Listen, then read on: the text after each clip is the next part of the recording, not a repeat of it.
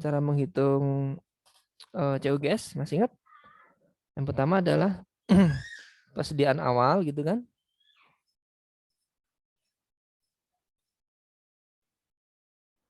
Ya kan? Ditambah dengan pembelian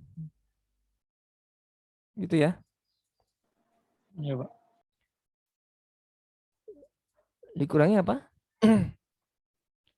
Persediaan akhir ya. Maka ketemu di sini nanti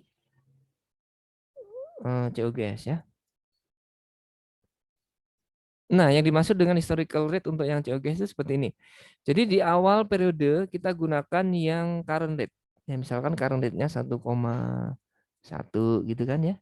Kemudian beli di tahun berjalan rate-nya adalah mungkin belinya bisa beberapa kali ya. Kita ambil saja kita rata-ratanya gitu kan. 1,3 itulah ya. Kemudian di akhir tahun kita closing ternyata rate-nya 1,4 gitu. Maka COGS-nya nanti ya defaultnya di sini kan nanti dikalikan dengan apa? Ini sebagai quotation-nya ya, ini quotation di sini. Nah, ya, ketemunya berapa nanti gitu kan? Di sini ketemu berapa? Nah, kita ambil langsung aja angka COGS yang di sini ya.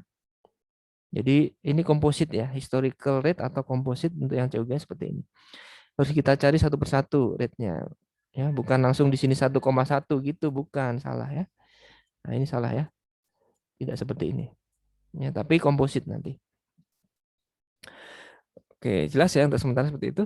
Kemudian untuk yang depresiasi, amortisasi dan lokasi yang lain untuk yang non monetary items itu metode closing current rate method gunakan actual rate kurs rata-rata bila expand terjadi merata sepanjang tahun. Ya, ini contoh yang tadi ya.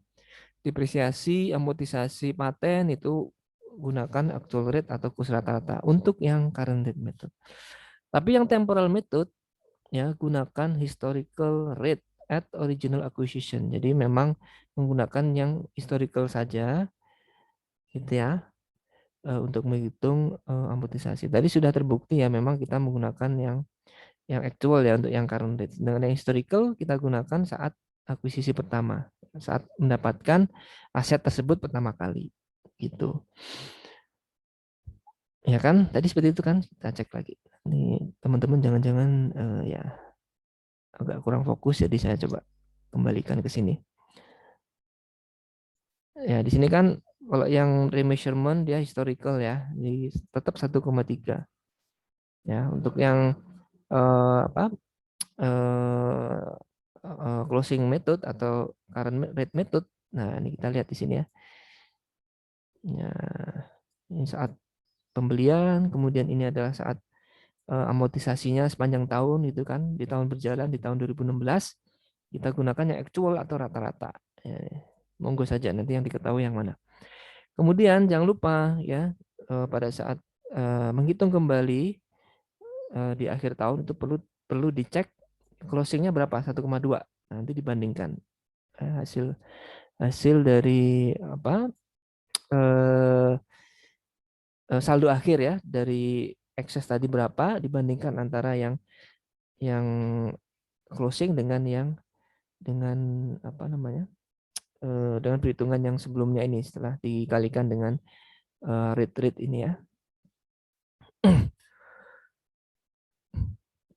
Oke, jadi di situ ya perbedaannya nanti sangat-sangat perlu dicermati.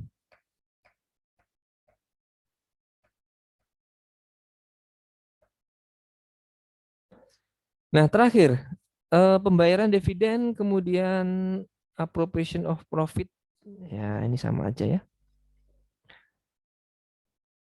Jadi yang laba ditahan dan sebagainya itu ya. Dicatatnya di mana nih? Menggunakan actual rate. Ya, actual rate. Oke. Apa itu actual rate? Ya, mudahnya adalah actual rate sama seperti tadi ya, rate pada saat transaksi terjadi. Ya, semacam spot rate lah gitu ya. Nah, kalau untuk dividen itu kan tidak harus dibayarkan di akhir tahun ya, tapi dibayarkan kapan saja di tahun berjalan itu gitu ya. Jadi nanti catatnya karena dividen ini merupakan transaksi yang tidak terlalu sering ya, kita bisa gunakan actual rate ya, kapan diumumkan dividen tersebut.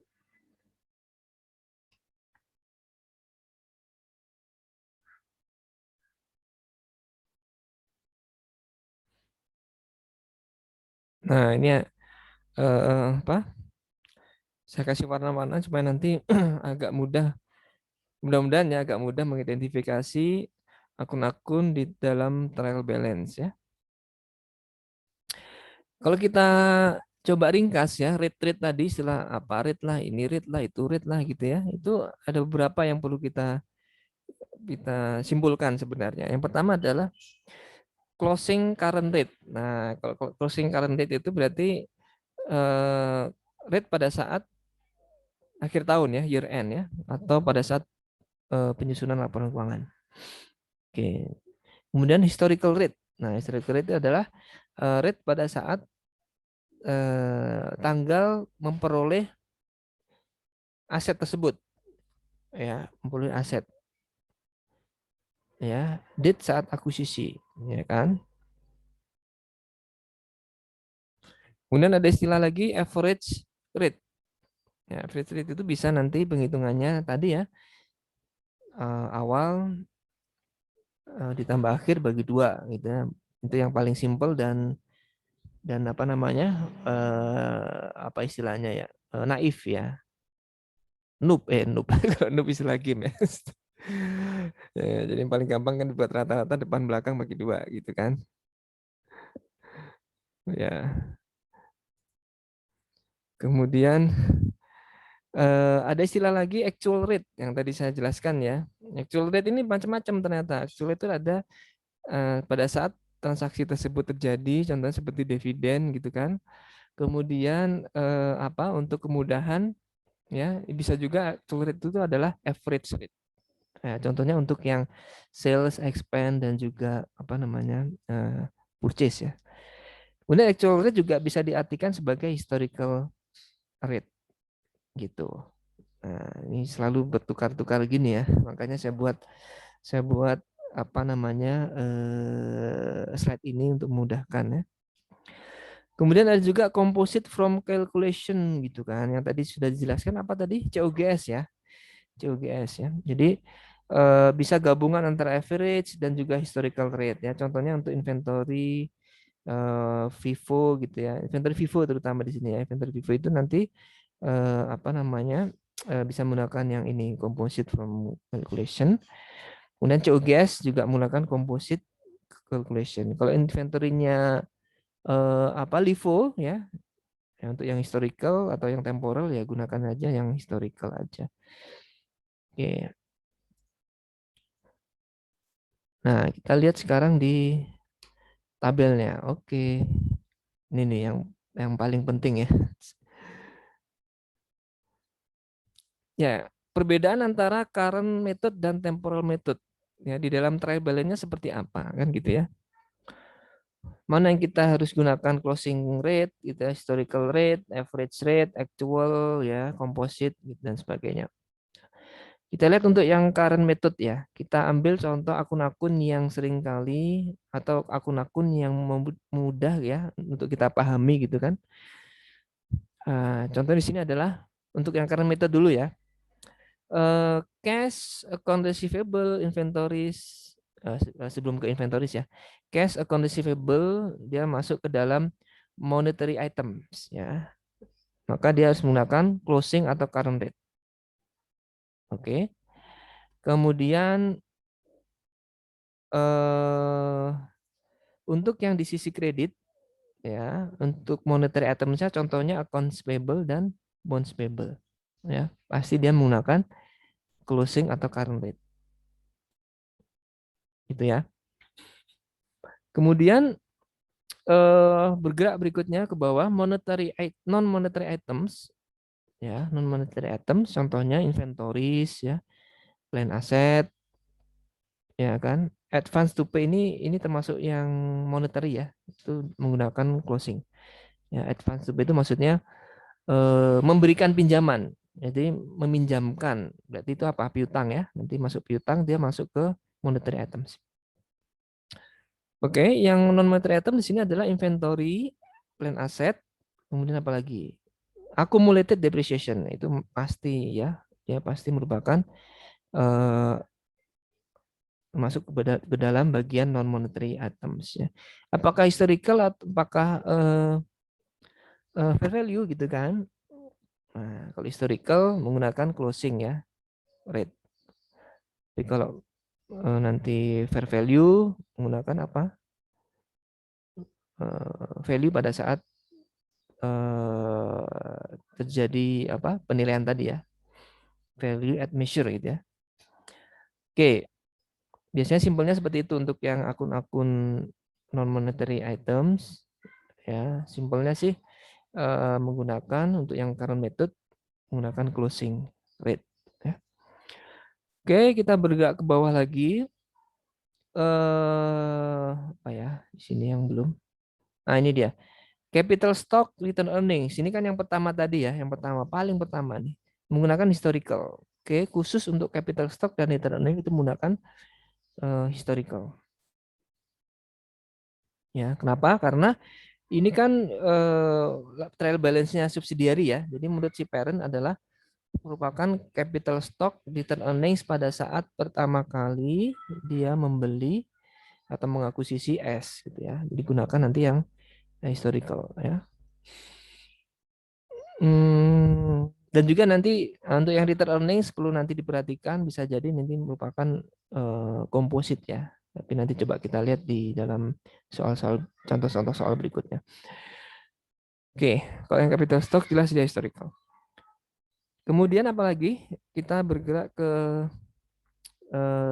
laporan laba rugi ya atau akun-akun nominal ya.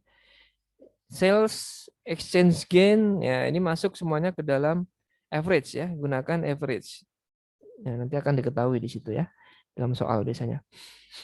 Kemudian cost of sales, depreciation, wages, other expenses gitu ya, exchange loss juga digunakan average ya. Nah, mungkin ada pertanyaan, Pak, ini exchange loss ini apa ini maksudnya? Ya, ini exchange loss dari apa? Dari advance to pay. Ya, masih ingat untuk current method itu apa? Syarat yang memenuhinya. Syaratnya adalah ketika atau kriterianya adalah ketika mata uang fungsional berbeda dengan mata uang pelaporannya si induk, ya kan? Artinya apa? Ketika terjadi transaksi dengan induk, ini advance to pay itu maksudnya P-nya itu parent ya.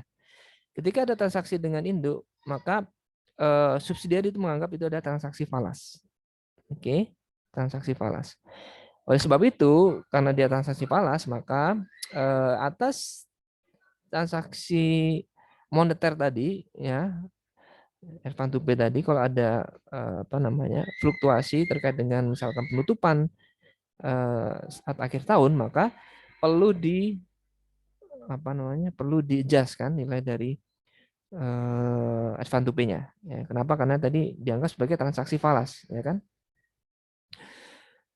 Nah, laba ruginya itu nanti akan dicatat sebagai kalau laba exchange gain, kalau rugi exchange loss. Ya. Dengan syarat di sini falasnya adalah falas yang short term ya, short term. Ya, falasnya adalah short term. Nah, kalau untuk long term gimana? Nah, nanti kalau long term ada sedikit pelakuan yang agak berbeda ya. Ya. Oke, kalau untuk long term ya nanti sambil mengerjakan soal ya, nanti akan kelihatan nanti perbedaannya. Oke, sementara seperti itu dulu. Kemudian yang berikutnya adalah dividen aktual ya, menggunakan aktual. Kapan dividen tersebut diumumkan ya? Diumumkan ya, bukan dibayarkan.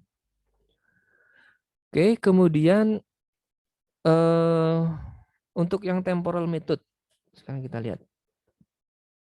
Temporal method ini agak sedikit rigid. Nah, terlihat dari warnanya ya, ini makin apa? Ya, warnanya lebih dari 1, 2, 3, 4 warna, ada 5 warna. Ya. Oke, untuk yang cash account receivable dia monetary ya. Kemudian account payable dan bonus payable dia monetary. Ya, masih ingat temporal method tadi seperti apa pengertiannya? Kalau mata uang fungsional sama dengan mata uang pelaporannya si parent. Jadi nggak ada masalah gitu ya, temporer saja ditransaksikan ke dijabarkan ke mata uang parent ya. Nah, neraca saldonya si subsidiary kan dia dalam bentuk mata uang lokal ya, misalkan ya, lokal. Nanti kan akan ditranslate ke sini. Nah, kita lihat untuk yang monetary sudah jelas closing atau current date. Kemudian yang agak berbeda adalah sebelum ke inventories dan cost of sales ya. Yang berbeda adalah di plan aset. Ya, plan aset. Kemudian advance to pay. Nah, ini juga nih. Ya, ternyata untuk yang non ini kan jadi non falas ya. Jadi tidak perlu ada perbedaan sebenarnya antara mata uang fungsional dengan mata uang pelaporannya parent gitu ya. Jadi non falas di sini. Maka nanti dicatatnya sebagai historical. Ya, di sini dicatatkan sebagai historical. Kemudian untuk depreciation expense itu nanti mengikuti atau simetris dengan yang plan asetnya. Ya, kalau plan asetnya bilang historical, oke, depreciation expense juga historical. Gitu ya, seperti yang tadi ya, amortisasinya kan sama ya. Oke, kemudian akumulasi depresiasi juga menggunakan apa? Historical. Oke.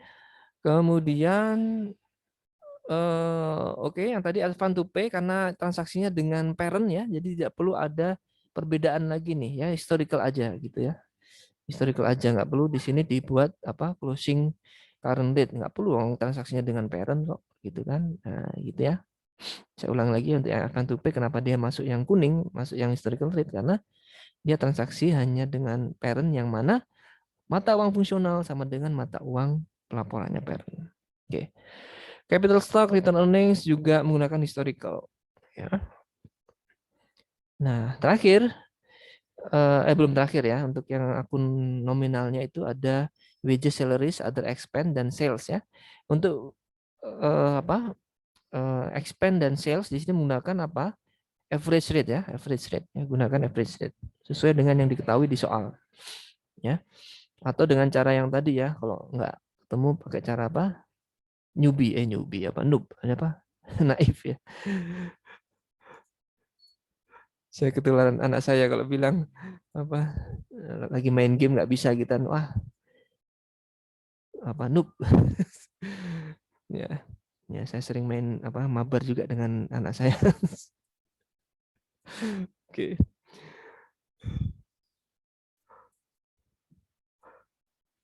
Ya untuk nemenin aja sih supaya nggak apa namanya nggak terlalu sering main juga. Oke, lanjut ya. Inventories. Nah, ini dia. Yang tadi saya jelaskan yang komposit ya. Yang komposit tadi. Cara ngitungnya gimana? Cara ngitungnya tadi sudah saya jelaskan. Inventory awal, kemudian pembelian dikurangi dengan apa persediaan akhir, maka itu adalah COGS-nya. Jadi bisa dikatakan ini sebagai historical. Padahal sebenarnya dia adalah komposit ya. Kemudian inventory juga sama. Inventory nanti untuk yang bisa diidentifikasi FIFO-nya itu perlu dihitung kembali gitu ya menggunakan apa? Menggunakan komposit ya, menggunakan perhitungan komposit. Nah, gimana caranya? Ya nanti kita lihat ya ada di modul ya. Nah, ini kalau kita coba sambung-sambungkan ya ini kaitannya dengan ini ya. Advance to pay, exchange loss ya. Kenapa dia dianggap sebagai transaksi falas? Ya. Berbeda antara apa mata uang fungsional dengan mata uang pelaporan parentnya.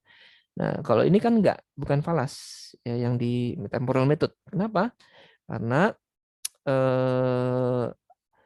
transaksinya bukan transaksi falas ya, non falas. Sama antara mata uang fungsional dengan mata uang pelaporannya parent. Oke. Nah, ini kalau kita hubung-hubungkan ya, ini ya saling terkait nih. Walaupun warnanya sama, tapi nanti dicek keterhubungannya ya. Itu supaya nanti nggak bingung. Nah, kemudian belum selesai sampai di sini, kan tadi antara debit dan kredit kan harus seimbang ya, karena dia trial balance. Kalau nggak seimbang, kenapa? Gimana Pak? Karena kan kursnya beda-beda nih, debit dan kredit gitu kan. Ya nggak apa-apa, memang beda gitu kan. Nah, perbedaannya itu ditampung di mana? Untuk yang current method ditampung di OCI, Sedangkan yang temporal method ditampung di exchange loss atau apa namanya profit loss ya. Jadi dia masuk dalam profit loss. Ya tergantung, kalau di debit berarti exchange loss, kalau di kredit exchange gain.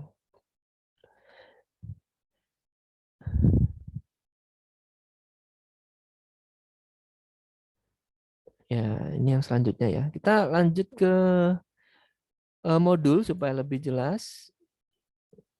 Ini kan baru pointer saja ya. Nah, kita langsung ke modul. Ya, ini sekilas ya tadi ya. Apa namanya? Penjabarannya seperti apa tekniknya. Ya, ini silakan dibaca. Di sini sebenarnya kurang satu kolom ya. Satu kolom lagi namanya mata uang penyajian menurut parent. Nah, ini kan mata uang penyajian menurut si perusahaan anak kan. Kalau misalkan dia hubungan antara X, di sini ada perusahaan apa induk yang punya anak di UK gitu kan. Nah, ini harusnya tambahin kolom satu lagi ya. Mata uang penyajiannya apa? Mata uang penyajiannya si parent adalah US dollar. Nah, dari sini clear ya. Kalau dia kasus satu, mata uang fungsional dia British pound, penyajian dia sendiri ada British pound, maka perlu closing rate method. Ya, kenapa? Karena oke, kemudian kasus 2 ya juga sama. Ya, agak berbeda sedikit lah ya. Di sini US dollar mata uang fungsionalnya beda dengan mata uang penyajian ya, yang mata uang penyajiannya si subsidiary gitu kan. Ini tambahin satu lagi ya. Ini si S gitu biar jelas ya kan. Saya tambahkan gitu kan. Jadi silakan teman-teman tambahkan ya. Nah, P itu. Ini baru clear ya kan.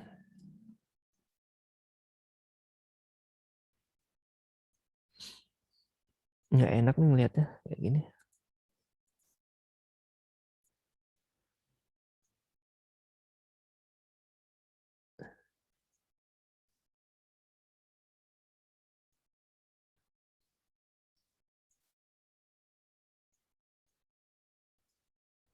Oke, ini baru jelas ya kan. Mata uang penyajian S, dia harus British pound. Oke ya, karena di UK kan. Jadi UK ya seperti itu. Fungsional apa? British pound. Oke. Kemudian penyajiannya P, US dollar. Nah, ini pasti closing nih. Ya, clear banget nih closing. Ya kan? Karena beda fungsional dengan penyajian. Nah, di sini apa? Nah, ini sama nih. Bedanya di sini. Remeasure nih. Dari trial balance-nya S, di remeasure dulu ke US. Ya kan? Nah, di sini nih. Wah, ini yang tadi contoh yang tadi ya. British pound ke euro, remeasure dulu ya kan, atau temporal dulu. Kemudian euro ke US, current rate gitu. Itu teman-teman ya. Apa lagi nih? Nah, ini dia contohnya.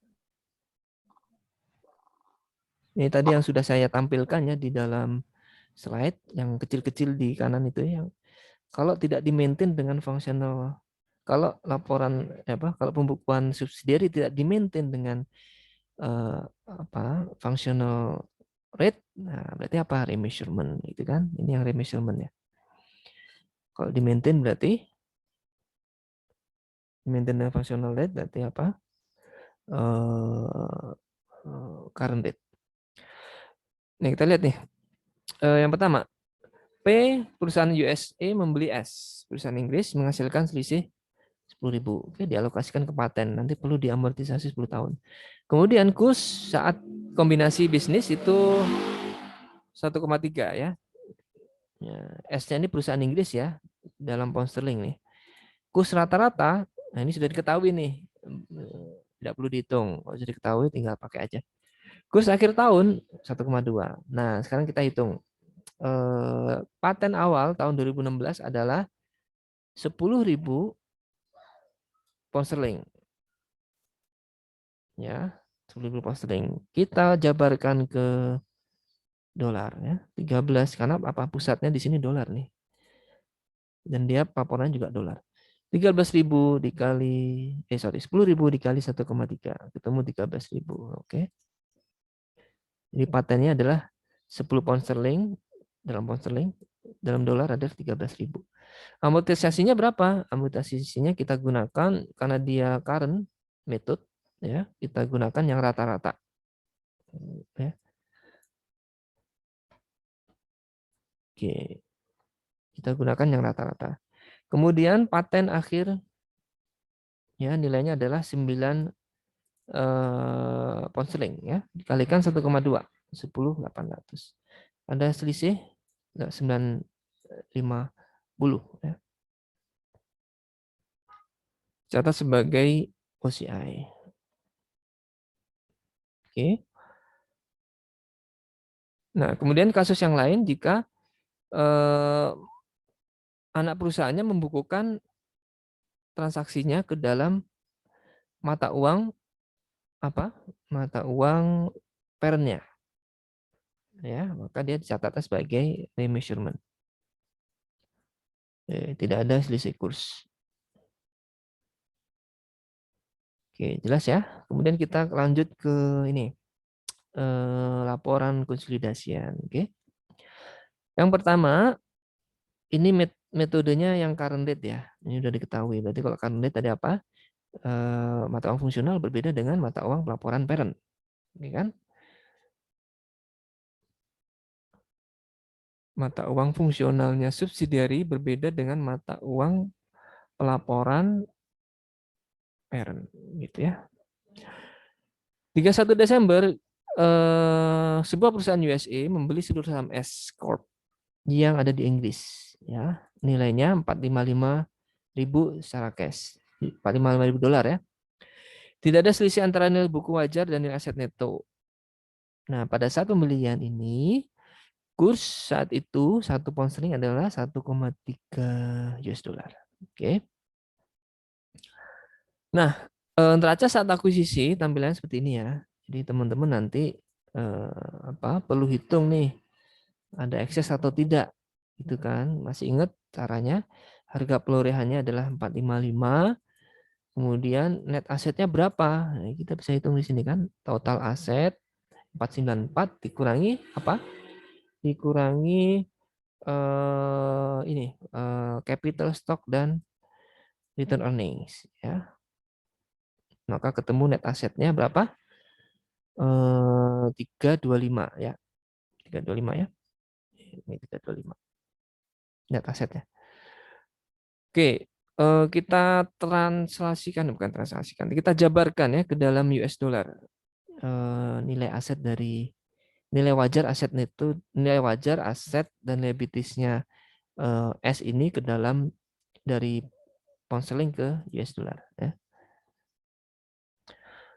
Oke, kita hitung semua ketemu nilainya sekian.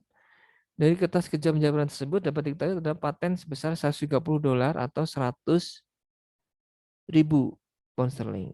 Ya, dari mana 455 ini cash yang diserahkan kepada si S, gitu kan. Kemudian atau si pemegang saham S, ya. Kemudian dia hitung net asetnya kalau secara dolar adalah 325. Oke. Nah, jelas ya di sini bahwa menggunakan historical, ya. Jadi untuk yang penghitungan ini, ya, penghitungan pada saat terjadi akuisisi itu menggunakan historical saat terjadinya transaksi akuisisi, ya. Kursnya adalah berapa? 1,3. Ya, ini dia. Pada saat pembelian kursnya adalah 1,3. Digunakan nanti kurs pada saat akuisisi, ya. Oke, nanti akan dijadikan sebagai kurs historical, ya. Hati-hati nanti perlu dicatat, ya, perlu dicatat secara terpisah ini rate saat historical saat pembelian S, ya. Kemudian di tahun berjalan pada 3 Januari 2016 S menyerahkan uang muka tanpa bunga ke P sebesar 78. Nah, ini dia. Ini contoh dari advance to pay, ya, advance to pay. Jadi S ini menyerahkan uang muka tanpa bunga ke P 78. Nah, karena